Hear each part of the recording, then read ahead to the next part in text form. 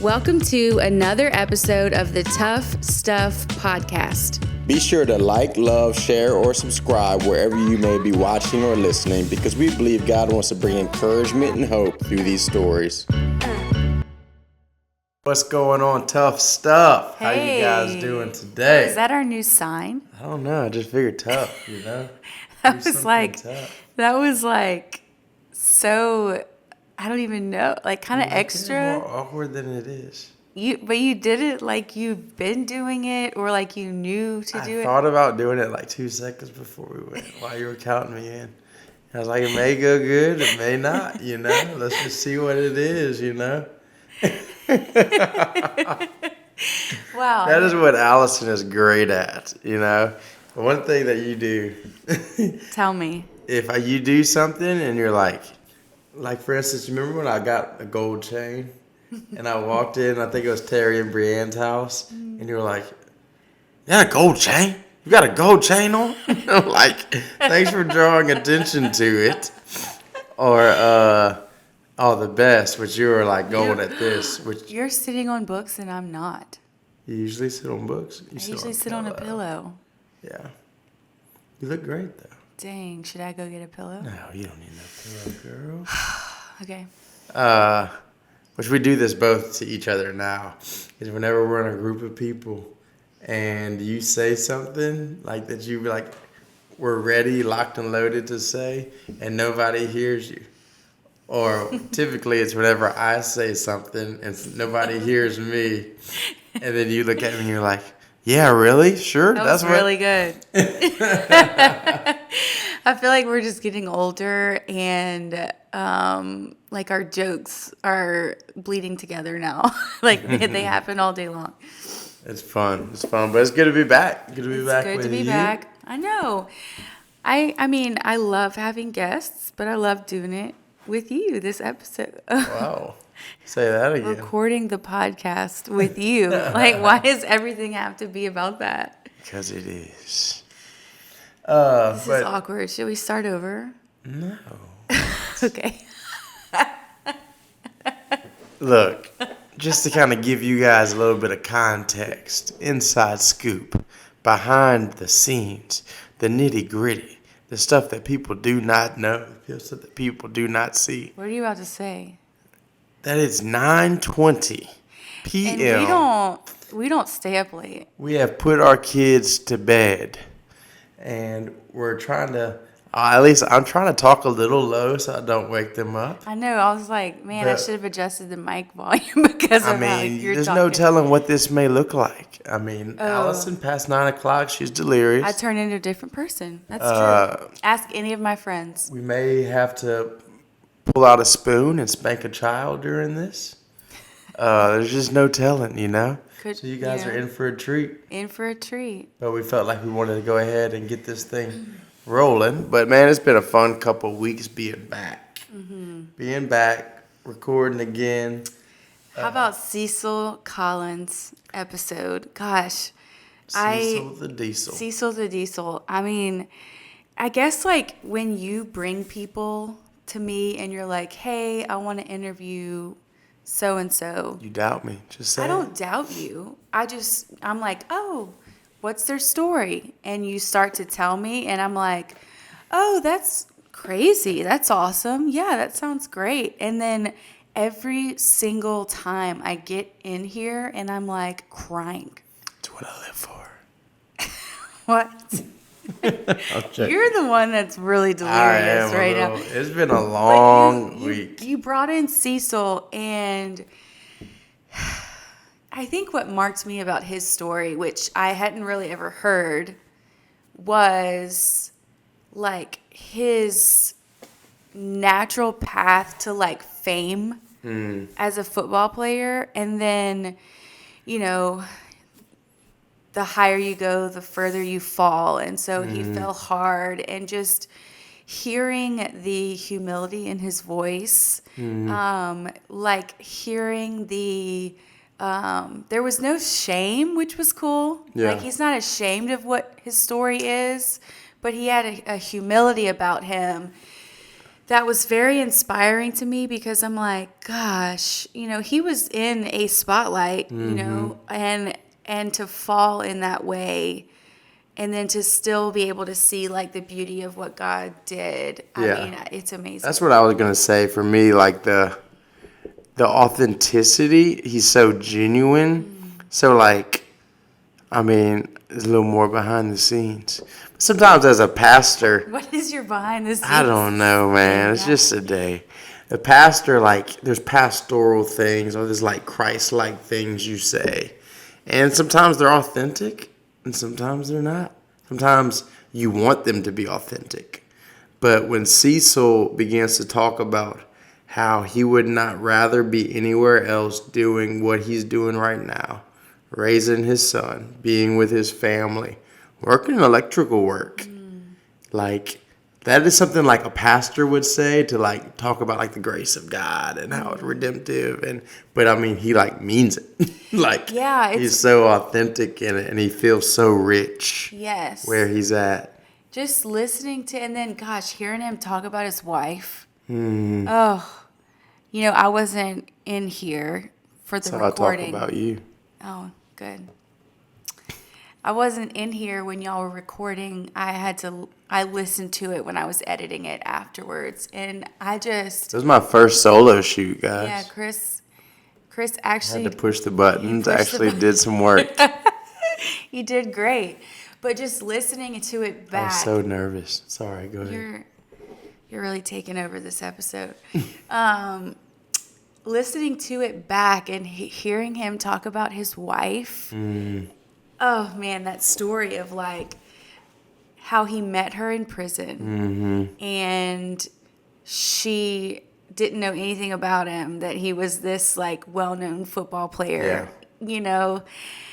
I don't know. And he like, adores her. I know. The way that he talked about her, like, just everything about it was precious. And here we go again, another week. And I'm like, God, what you're doing through this podcast is amazing. Like, the people that are coming on that are, like, totally random. It's not like we have this, like, list.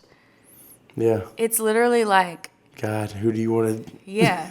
God. Please give us somebody. Who is it, God? Speak to us about somebody. Put something in our path. And, it's just really cool. Yeah. But, yeah, so I'm excited. It's been good. Yeah, it's good to be here with you. Let us know, what's your favorite Tough Stuff podcast so far? Yeah, I do want to know that. Is it the guest? Or do you like the OGs, Yeah. Do we like a little bit of both? Do we, what do we want? Yeah. We're so tired. We could get on here and just talk about life. We sure can. We're so tired. I said it's been a long week. It's Tuesday. There's just so much going on. It literally feels like in life, like last week, I had a decent week. But this week, I've got a lot going on this weekend. And it's like whenever you have something going on and you want to focus on one thing, it's when everybody starts calling. It's like when everybody wants to meet, everybody wants to talk, last week I felt unwanted. This week, man, I'm like a hot commodity. That's so weird. But it is. It is just, that's how life goes. A day in the life of a men's pastor. Yeah, I've had an okay week, but I think we can maybe expound on it in this episode. What we're going to do for this episode is let you guys in on a secret. Shh. Shh. It's a secret. Our kids love telling secrets. Our kids do love telling secrets. Cute. So. Man, we should have thought about getting like Sailor to come. You're talking so low that I'm wondering if it's even going to be picked up. All right, I'll talk louder. Yeah, you should. Okay, here's the deets, the tea, the down low. We are 6 weeks pregnant. 6 weeks. 6 weeks pregnant. Bun in the oven. Bun in the oven. But now. I really hate that term. So yes, bun in the oven. Now, if you know our history and our story, this is kind of like exciting and scary at the same time Yeah. because we've been married for 10 years. We struggled with infertility for 8 years. We adopted our son, and then we miraculously got pregnant with our daughter.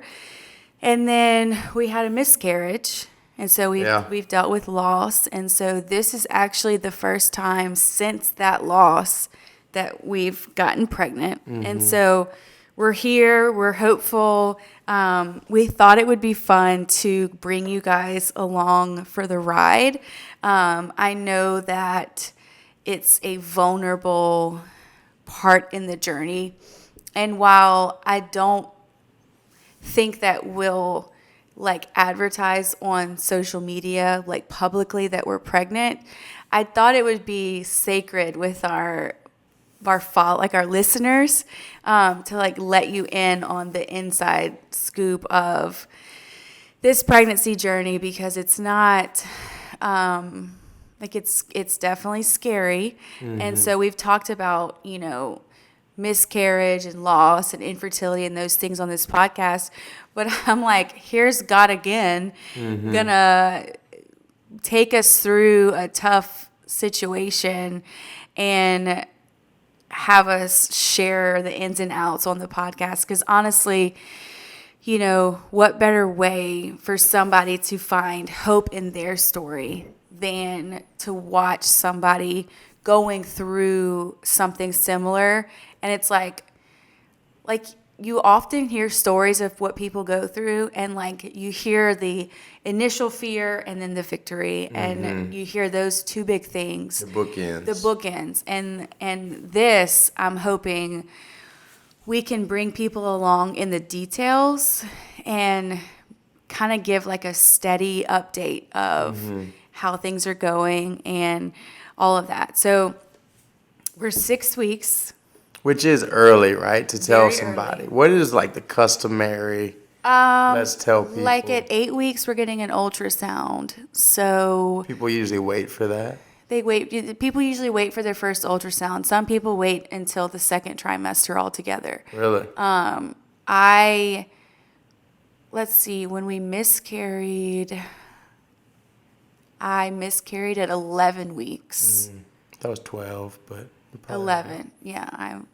It was 11 weeks. And so basically we thought we were, out of that stage of, so kind of what I gathered from that is like, I tend to err on the side of like being open and present in what I'm going through with safe people usually, but with people, like I'm comfortable with my information being out there, because I feel like the support that comes with, bad news, like I need that too. Yeah. And so I just thought for this podcast, why don't we, initiate this conversation that's very real and very present to our life right now, and let our toughies walk through this with us. But it is perfect Pamelia style.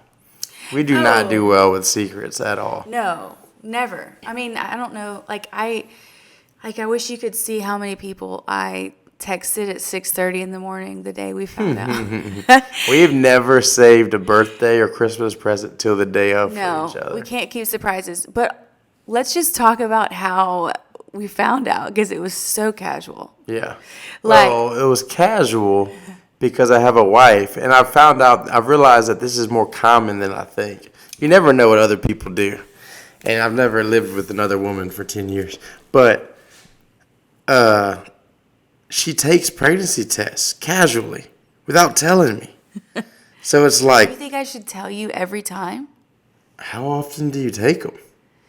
I mean, when you're... Like, if you feel like you may be pregnant, and you're like... this time I didn't feel like I was pregnant. Then why'd you take one? Because I was like, I knew for the last 2 months... Well, first of all, let's back up. For the last 6 months, you have been telling me you were ready for another child. Yeah, I'm excited. And I kept telling you no, because I was not ready. And so we had this back and forth of like, I'm ready, no, I'm not. I'm ready, no, I'm not. And then a couple months ago, felt like, you know what? I think I can stop trying to prevent. Yeah. And so we weren't trying, and if you know our history, God, infertility and then miscarriage and all this stuff. And so anything like that, like stopping trying to prevent was like low risk for me because I'm used to waiting 8 years. That's not going to happen anyway. Yeah. Yeah. So I'm like, sure, we'll stop preventing. And 2 months later is when we found out, which is a miracle from God. But I just think about this journey. I did not feel like I was pregnant. I just knew, okay, we're not preventing, and so it's possible. And so 6 a.m. 6 a.m., I wake up, and I'm supposed to start my cycle, which, sorry if you're, a single dude listening to this. Dude, period. Well, a married dude understands what that means. Yeah. So I just was like, let me just test. And the results, like, it wasn't just like a faint line. It was like a dark line, which I was like, oh my gosh. But what did I say? Oh my gosh, we're pregnant. And you were like, what? I was like, we're taking You a were like, test? wait, did you take a Like, test? I don't know if I even drank coffee yet. Can we wait till after we have coffee to have pregnancy tests? I'm an early bird, so I like get up and I'm ready to party and I can do all the things.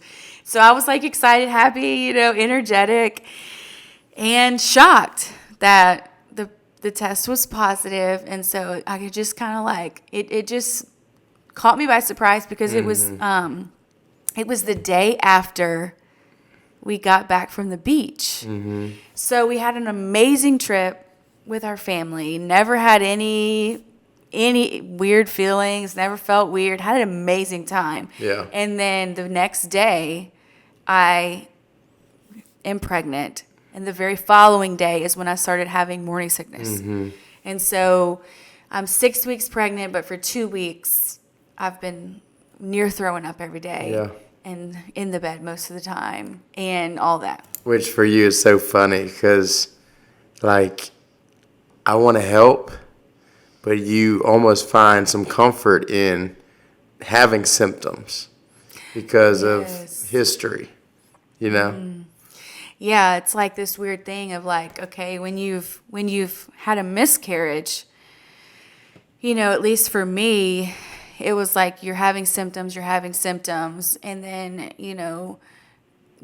the symptoms stop. And so it's like the fact that could be so I'm having scary. symptoms, tells me, something's going right in there. And so there's like this weird tension of I want to take like medication because I have really bad morning sickness, but then I don't because to feel sick is almost like a blessing because it tells me, that I'm still things are going okay. good. Yeah. But there's like this like, I don't know, there's like this weird tension in this situation because having been through infertility and then loss, like my brain is so confused on what to expect because like for 8 years, we never saw a positive test. So like for 8 years, it was like all these tests are negative. Well, then we started getting fertile and then having losses. So then it became, okay, the positive test isn't as much a hurdle. It's like staying positive. Getting there. Yeah. Yeah, because we had a chemical pregnancy before the miscarriage. So we've had a couple of random, positive It's like tests. walking this tightrope. Yeah. Even with your emotions. Yeah. Well, and then when you're the woman that is got all the hormones going and everything it's just walking through that like conundrum of like fear and faith, or like joy and grief, like expectant and like waiting like Scared. what did I tell you the other day? Oh my gosh, it's so brutal. We're sitting on the couch, and you know, in the big scheme of this situation, I really do have faith, and I really do feel hopeful that, that it's going to work out. But then there are moments where that doubt creeps in, and I think that's so normal Yeah, for of course. the majority of everyone's Christian walk. And so I was having a moment of doubt, and I'm on the couch, and I look at you, and I'm like, just sitting here waiting to miscarry, and you. Oh my gosh. Like, what do you respond to that? I know that's like horrible to say, but as a woman, when you've had a miscarriage, you're calculating every move that you make, and every weird, like just how, okay, like when a woman is trying to get pregnant, which I experienced this for 8 years, hoping to be pregnant and like not criticizing, but analyzing every little symptom that you might have that, might mean that you're pregnant. Oh, yeah. You're very analytical when you're trying to get pregnant, but then whenever you are pregnant and you're hoping not to lose the baby, you're also very analytical about every little thing. Like you're, because, and at the end of the day, it's never your fault. Yeah. But there's something in the back of your head that says, I could have done something. And so, there's moments where I am like, and this might be TMI, like every time you go to the bathroom, you're like, when you've dealt with loss, like you're hoping that doesn't happen again every time you go to the bathroom. It's like you're triggered every time you go to the bathroom. And I'm sure over time I'll get, more healed with this and everything. But being pregnant again is like all of those things are coming back. And so I just want to share that as an open book. Like, I really believe that our lives and our call, even as a married couple, as a family, we are especially called to like lay our lives down and like open the book for people to relate, because we've been through so many things together collectively. And so I feel like that's natural to me to say, okay, this is what we're going through, and it's exciting, but then here's like the nitty gritty on, when I wake up in the morning, this is the fear that comes. I think that kind of stuff happens to people all the time, and there's nowhere to hear that information or relate with that information. And so I want to talk about that. And I want to also talk about like you as the husband and the role that you could get to play, not being the one carrying the baby. And so there's like probably a disconnect in a way, not like a emotional disconnect, but somewhat of a disconnect. It's kind of an emotional disconnect. And so how can you be supportive, whenever it's not your body? Yeah.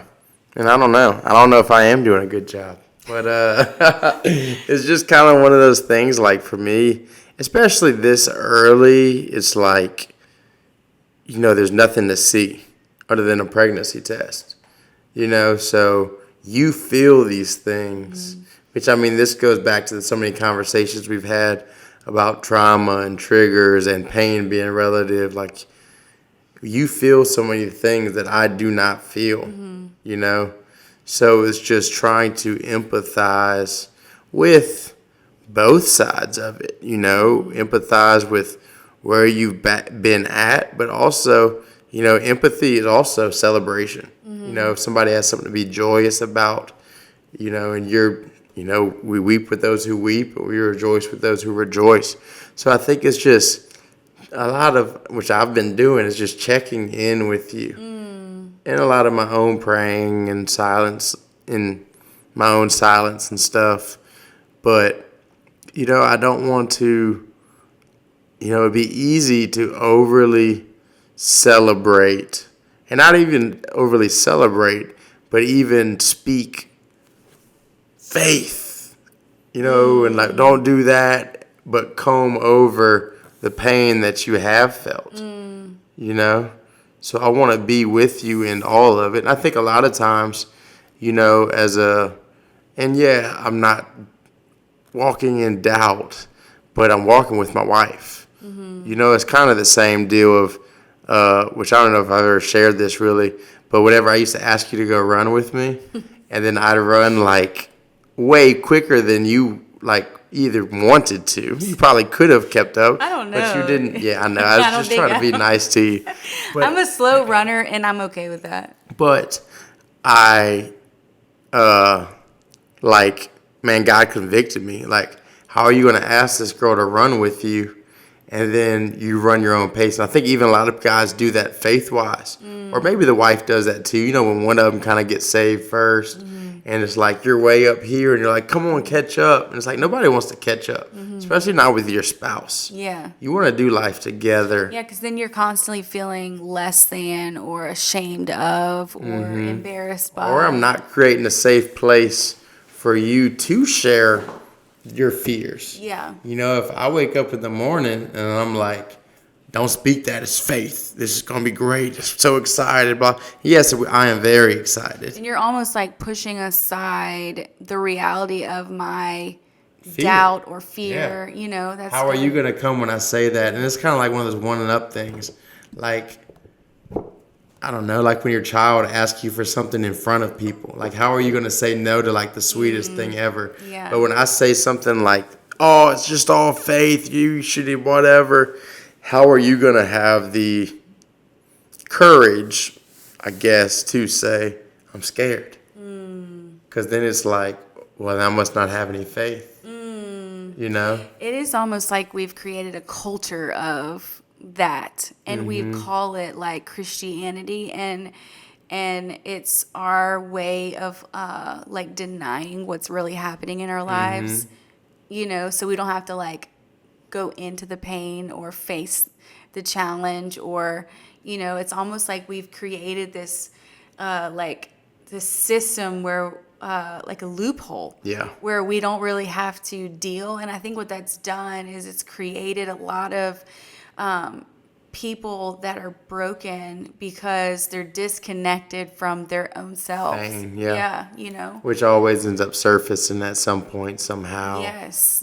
Yes. And so I love that you said that, because I think that's, as the woman, I've got like a lot going on right now. Like my body is experiencing changes. Like I am nauseous all day. And so I think one of the biggest things that's helped me is, and I don't know if you noticed this, but like in the last week or so, I feel like you've like switched into gear. Like I don't know if you thought I was like joking about having symptoms or like being dramatic. Oh, I mean, there's always a little bit of that. I know you. In the last week or so, you have switched into like, you believe me whenever I say I don't feel good. And so I know there's a side of you that's like, does she really not feel? She really feeling this bad? But honestly, I would love for you to be in my shoes. I don't want to be there. I don't. All I'm saying is, in the last week or so, I've noticed that you have like believed me. Yeah. After I've seen a couple throw ups, it becomes a little more believable. I think for a man to like that level of empathy is important for me, because it tells me you're with me, you believe me. Because I'm wanting to vomit all day, and then my pants are already not fitting, which is like crazy. You have kicked in the sweet tooth. It was like the day after, you're like, I need pedal force. That was one day. What are you saying? That I've gained weight, and No, so but you've been living it up, no, I pregnant haven't. Not really. I a mean, I've little been, bit. yeah, whatever. But things are changing and Yeah. moving and shifting, and so, you know, I don't know. And then on top of like the physical changes, there's the fears and the wonders, and I like to consider myself like, I don't know if like one of my gifts is faith. I know that sounds that's not supposed to sound prideful. No. I am naturally like very trusting of God and very it's very organic for me to believe that God's going to work it out. Yeah. But there are still triggers and moments where, I've been like afraid, or like I said the other day on the couch.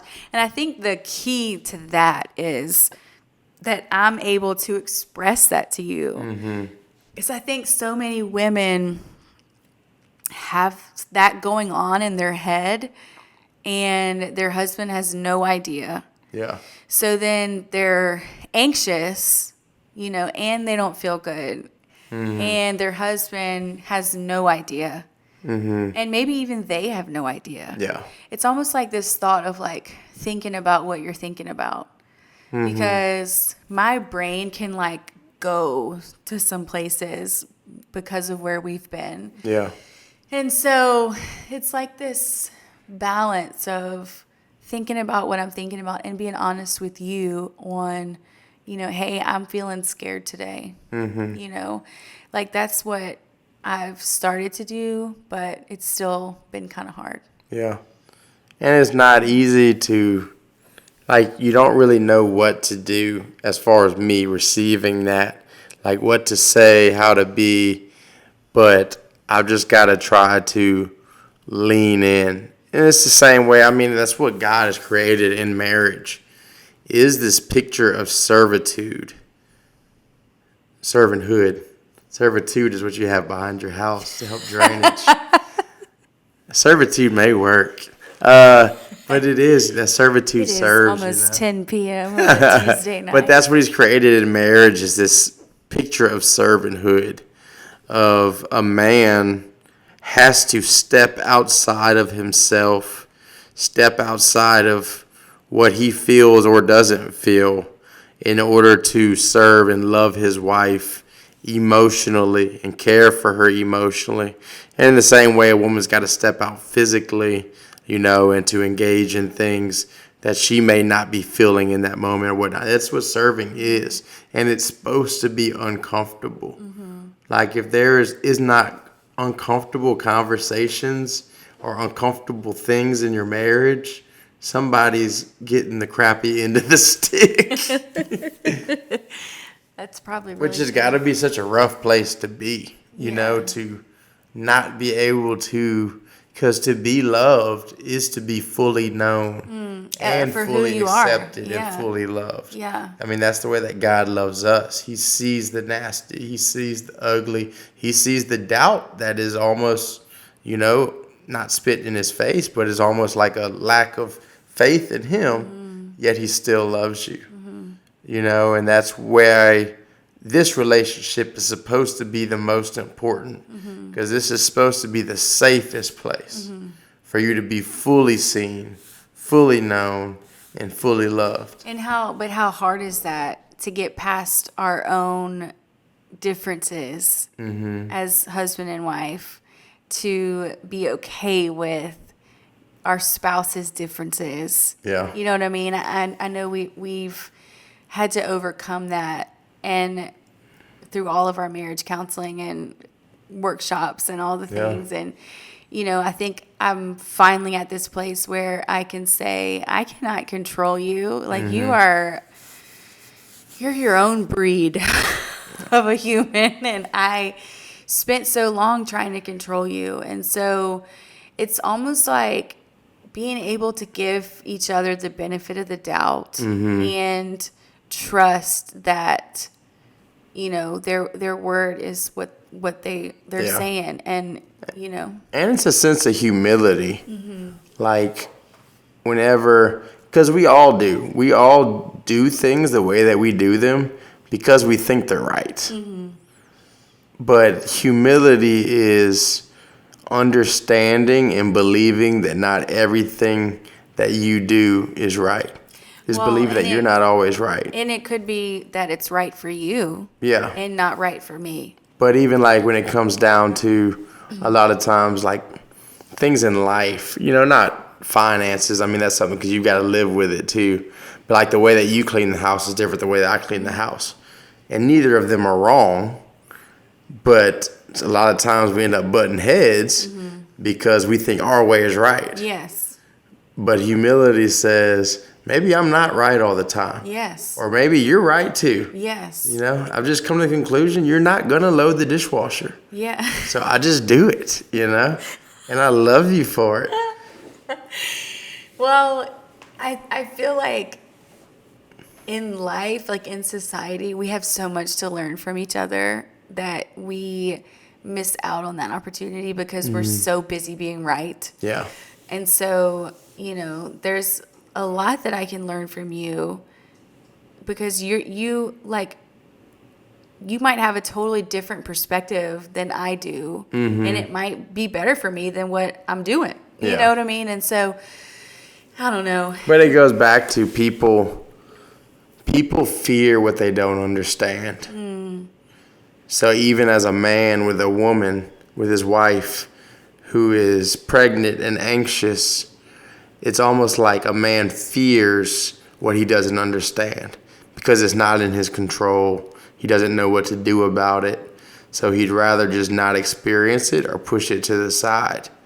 And the same goes with doing life with each other, Like when I do something that you don't understand why I do it. Yeah. There's a sense of like, why are you doing that? Yeah. Yeah. Yeah, we've been there a lot. Yeah, so there's this journey that we're on of like, we are, believing God that this is going to work out. We're aware that, there could possibly be things that change that, have happened before. And so, we just wanted to invite you in on that tension of it's really okay to believe God and have faith and be afraid in moments. Yeah. I think so often we make people choose. You either have faith or you're full of fear. And I think it's a little bit of both and, because of course having faith, is going to serve me the best in this situation, because if anybody can do something about it, it's God. Yeah. But I think there's like a humanity side of this too, where I can acknowledge, hey, yes, there are times where, I do have faith, but then there's fear that creeps in. And so it's like having both, but then learning how to operate with both. Like, if I'm walking in faith, I'm living at peace. I'm doing all the things well. I'm feeling good about it. But if I'm walking in fear, it might just mean that I need more support, like from you. Or, it might just mean, I need to ask you to pray for me. Or, there's things that we're learning in navigating this that we need each other and we need each other's support. And we need to be real. We need to be honest with each other, Yeah.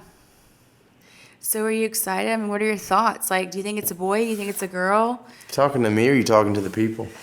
I don't know. Let's talk to the people. I want a boy for We're sure. We're split. I think it's a girl. I want a boy. Chris wants a boy. If it's a boy, I believe we're done.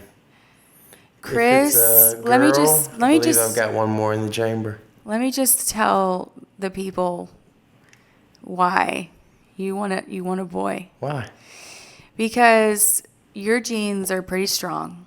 We all know that our baby's going to come out looking like you, and you want a little Chris.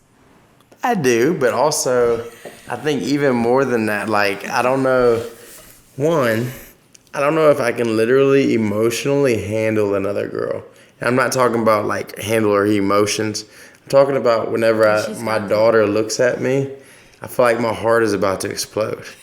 Like I don't know how there. I don't know if there's enough capacity in there for another little girl in the house. So what do you think about people that have and then like 3 and two, 4 girls? they were built different. And two, I really don't want Selah to have to share her shine. And I'm not talking about the shine she gets at church on a Sunday morning. I'm talking about like her spunk, like her sassiness. She is. Like, I don't know if this, like, I literally imagine it's kind of like that old Western. This town's not big enough for the both of us. Like, how could that exist in this home, you know? Right. I don't know. There's a side of me that, like, in my heart, I just know it's a girl. I don't know. I would be okay with either. You know, like I'm good with either. But there's something in me that's feeling like it's a girl. I guess we'll just see who God speaks to the most. We'll see who really hears from God. So what do you guys think? Do you think it's a boy? Do you think it's a girl? Go ahead, maybe leave a comment and let us know. Also, we didn't talk about this. It could be twins. That's a lot. Yeah, I don't know if I could do that. That's a lot. You remember when we've wanted twins so bad with Elijah? Yeah. And we got a couple of twin cases. And then I remember so many times getting up in the middle of the night in that room we were all sleeping in Arizona, Craig and Hope's, and having to get on the ground and change his diaper. And I would be like, thank you, God, it was not twins. There's no way that I could handle this right now. Yeah, but we were, Elijah was the hardest because of us being in there a month and a half on the floor changing diapers. First-time parents and twins, that's hard, I can imagine. I mean, if that's you, gosh, you're a rock star. I can't imagine, like, our first, like, now we kind of know what we're doing. And I still hope it's not twins. But, yeah, I don't know. So our thought is, as we journey through this pregnancy, we want to... It was the chair. It's like 10 o'clock. As we journey through this pregnancy, we want to bring you guys along. And so we've decided to give me some extra cushion of time and margin to get these podcast episodes edited. I'm going to, we're going to start releasing them. You were going with that. You're like talking about giving yourself some cushion. I was like, you getting a new chair to sit on because you're pregnant? Or? No, we're going to start releasing these every other Friday. And so, we're still going to bring on guests and do different things. But we're going to give ourselves some breathing room. So because at the pace that I'm going right now, it's very slow. It's very slow. And so, I want you guys to come along with us as we navigate the reality that's going on in our life. Because we're not ashamed of what God's doing in our story. No, I feel like that's part of you giving your life to God. Mm-hmm. You give him all of it. Mm-hmm. The good, the bad, the ugly. And it's painful. And I know that, there are people that could say, oh, don't tell people already, because then you're going to have to go back. I don't like that thought. Yeah. Go back and tell everybody, Like, I want to go back and tell people so they can be in my circle. Yeah. And pray for me. I don't feel like I have a problem coming back on here and being transparent with things that go on. I think it's a unique opportunity that we have, that we get to almost do like a diary vlog almost of this pregnancy and just the real nature of like holding on to God and being human at the same time. And so I'm like out of breath already. Like I'm like, I probably need to go to bed. I really like your purple nails. Do you? Yeah. I wasn't crazy about about my new favorite. Really? Yeah. Wow, that's so unexpected. Anyway, any last thoughts? This is a short episode. I'm tired, babe. Well, guess we can go ahead and land the plane then. Land that thing. Like we always say on this podcast, and this is a to be continued episode. Actually, let me just say this. In a couple weeks, we're gonna Plane's taking off again. We're gonna go for our ultrasound in a couple weeks, and so, in the next few episodes, we should come back with an update. So be praying if you're listening, and just know that not everybody knows this. This is just for our listeners. If you're hearing this, we trust you, and we're just believing that you're praying for us and standing with us, and we're grateful for, the support that we've for sure we've had over the last 10 years in our parenting journey. So you can tell people, because this is public, by the way. I didn't want it to sound like you can't. You can talk about it. Obviously, we put it out there for people, but just be praying, and we're grateful. Yeah, for sure. Yeah. But hey, like we always say on this podcast, your favorite part. Life can be tough, but God is still so good.